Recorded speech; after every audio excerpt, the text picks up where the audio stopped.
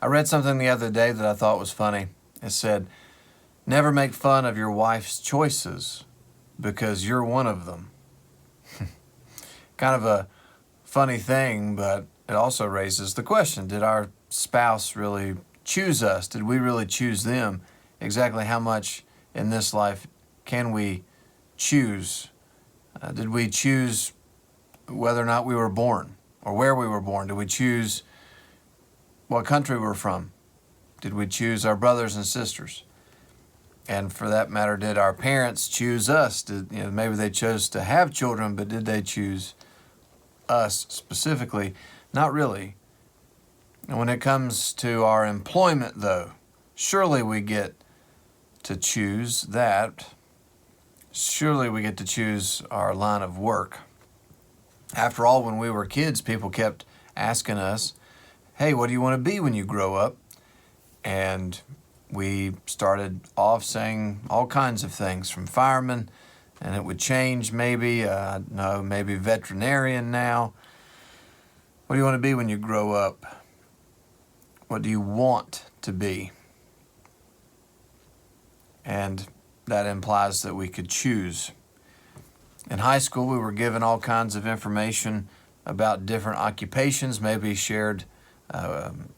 we were shared sort of a salary range and job prospects for certain occupations. And then in college, as early as filling out the application, we had to choose a major that would sort of set us off on the career path of our choice. But one person who was definitely not a baseball player once said, if I were to choose what I really wanted to do, I might pick something like Major League Baseball player. But no matter how much I might yearn to go into that line of work, no matter how hard I choose it, I could never get on a Major League roster. No team would choose me. No team would draft me. Baseball is I don't know how to, he says, I don't know how to hit, throw, run, or catch. Baseball is clearly not my vocation. Vocation, now that is a word that we just don't hear as much nowadays. Now instead, we prefer words like job, employment, our living, or our career. But you don't hear vocation as much, because all those other words imply that we are the ones who are in control. We are the ones who get to choose. Whereas vocation comes from the Latin vocare, which means to call. To call. And before our passage today, which I hope you've already read, I would just read the entire 8th chapter of 1 Samuel, so 1 Samuel chapter 8. But you might recall even before our chapter this week, back when Samuel was called. God called Samuel 3 different times in the middle of the night. And it took those few tries before Samuel realized that it wasn't the old man Eli calling, but it was God. God who disturbed him in the middle of the night. Clearly Samuel didn't choose that. He didn't choose to be disturbed. Certainly didn't choose his vocation. And if you go back even farther than that, you see Hannah, Samuel's mom, basically just drops him off at the temple steps. Samuel didn't get to choose hardly anything. He certainly didn't get to choose some things in our passage today. He didn't get to choose how his sons would turn out. And because they didn't turn out like the elders of Israel wanted, the elders tell Samuel that they're just going to choose to become like all the other nations. They're done with letting God rule in this theocracy. It's time now that we have a real king. It's time now that we get to choose who that's going to be. And it's going to be one of us. So Samuel's grieved now, not only by his son's poor choices, but now by the choices that these elders are making. to be governed by anyone other than God. And God grieves too, telling Samuel, it's not you that they have rejected, but it's me that they have rejected. But bad idea or not, the people insist, as we tend to do. And then God relents, which is the interesting part. God tells Samuel, listen, or in some translations, obey the voice of the people in all that they say to you.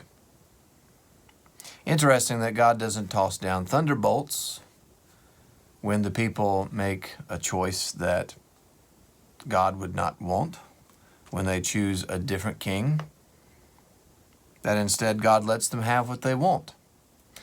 I think this is what Paul is talking about over in Romans 1 when he says, God gives us up.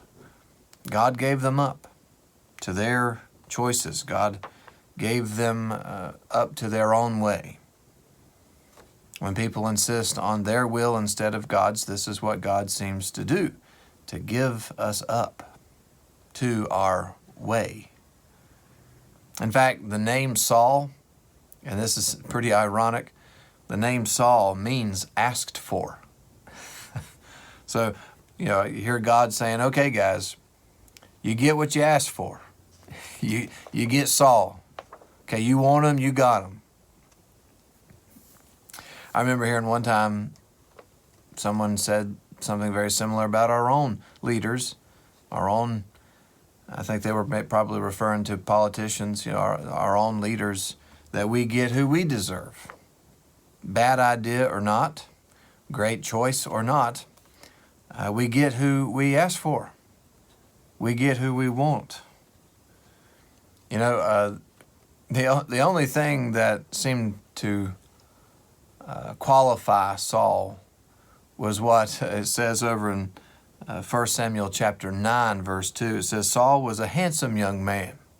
There was not a man among the people of Israel more handsome than he. He stood head and shoulders above everyone else. Wow. What a resume.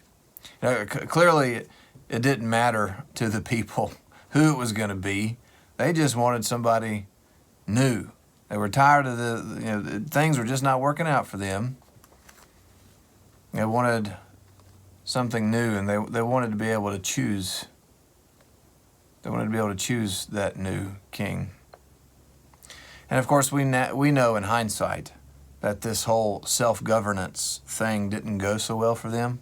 In fact, Saul's story ends with him taking his own life. But because God doesn't leave us to our own devices, he calls Samuel to warn them. Listen, leadership by anyone other than God is not going to be a good idea. But the people just weren't going to hear it, saying, no, we are determined to have a king over us. Determined. Despite the warning that this new king they choose will take their sons and put them into war, and take their daughters and put them into hard labor, which actually happened in our own nation, by the way, back during World War II, when our young men went off to war.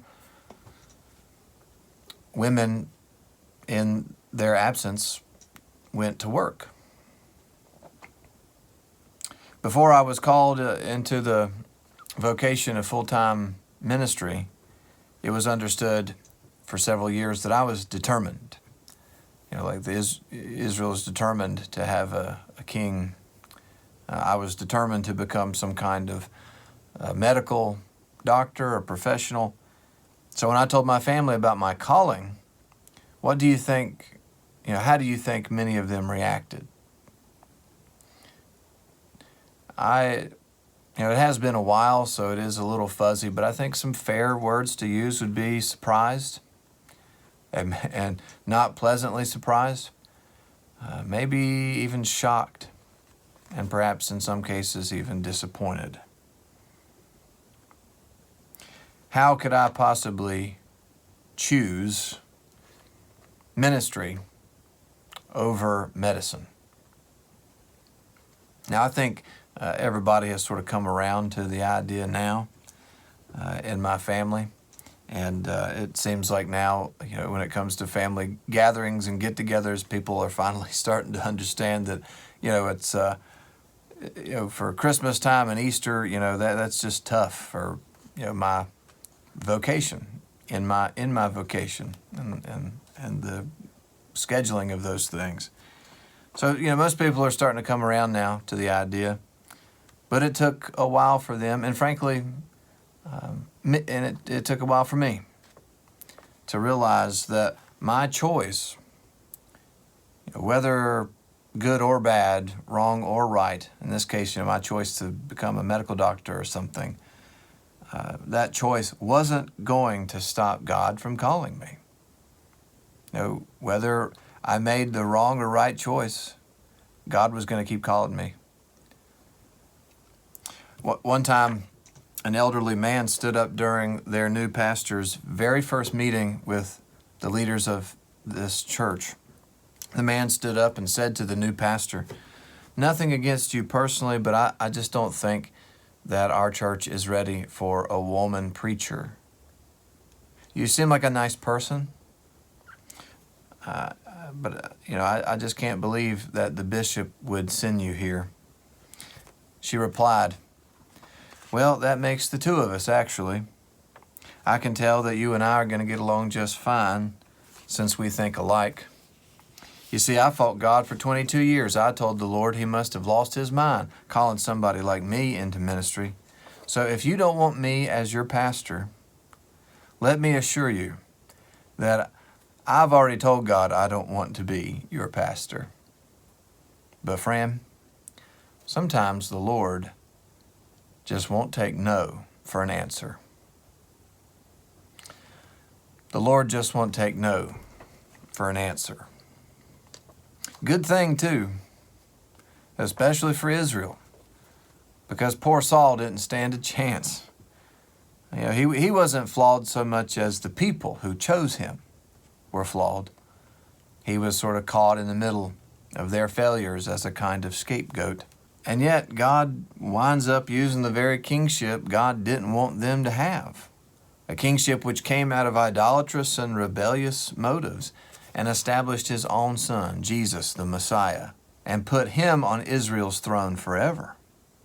Although Israelite kingship began below, it was redeemed from above. It is good news that the Lord just won't take no for an answer, because his relentless calling upon our lives is so much better than anything that we could ever choose for ourselves. After all, we didn't elect Jesus. We didn't choose Jesus. We didn't choose him to be the second person of the Trinity. We did not elect him Messiah or Savior, as one person says. In fact, the only time there was a democratic moment in the Gospels, we the people chose Barabbas. There are many choices to be made in this life. From who should I vote for, to which job should I take? God does give us some say, or sort of a buzzword is agency. He gives us agency. The heart of a man plans his way, says Solomon. However, it goes on to say, but the Lord establishes his steps. We are to make choices in the here and now, but we do so in the confidence that the Lord does play a part in our lives and in our circumstances, always calling us to his purpose. Ultimately, our choices, whether good or bad, right or wrong, never stop God from calling. He never stops being king. He never gives up on us. He's always calling. The question is, will we choose to listen? Amen.